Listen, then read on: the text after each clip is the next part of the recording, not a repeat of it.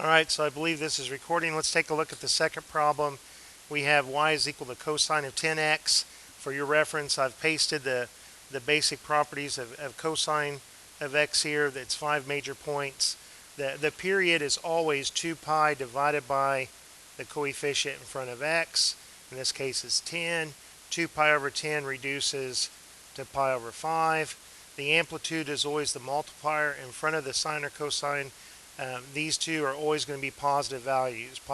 Positive pi over 5, positive 1. The center line.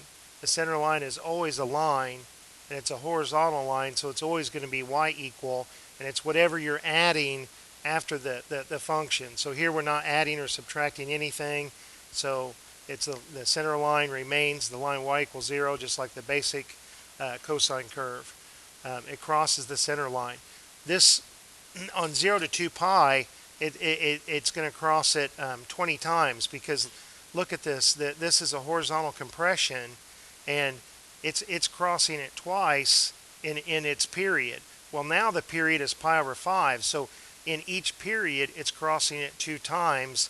And how many pi over 5s are there in 2 pi? There's 10. 10 times 2, there's 20.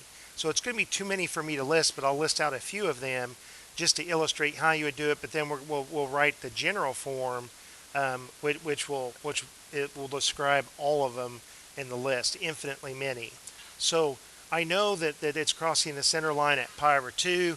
So if we replace this 10x with pi over 2, we'd be at the center line. Solve this for x, and we've got pi over 20. Okay, so there's the first one, pi over 20.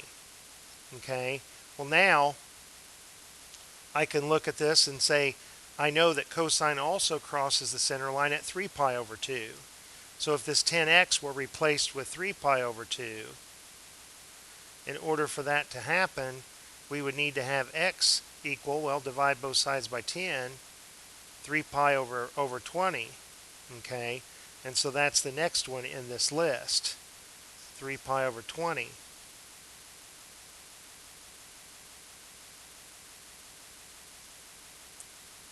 And then the next one, well, the distance from here to here in the original one is pi, but the distance from the center line to the next point that's on the center line is just 2 pi over 20. Is just half of this. It's pi over 10.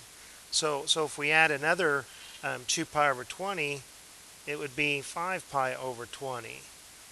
And then 7 pi over 20, 9 pi over 20, 11 pi over 20, 13 pi over 20, and you keep going until you're above 40 divided by 20 is 2. So you keep going, and like I say, there's going to be 20 of them, which is a little bit too many to list on this interval from 0 to 2 pi. But I can describe all of them, because I can sit here and say start at any one of these. I'll just pick pi over 20.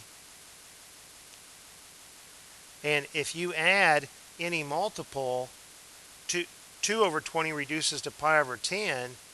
So if you add, where n is any integer, it could be positive or negative. It's just 0 plus or minus 1 plus or minus 2 plus or minus 3. That's what they mean by an integer. So here this is describing infinitely many times that this new curve crosses its center line. So I hope that helps. Talk to you later.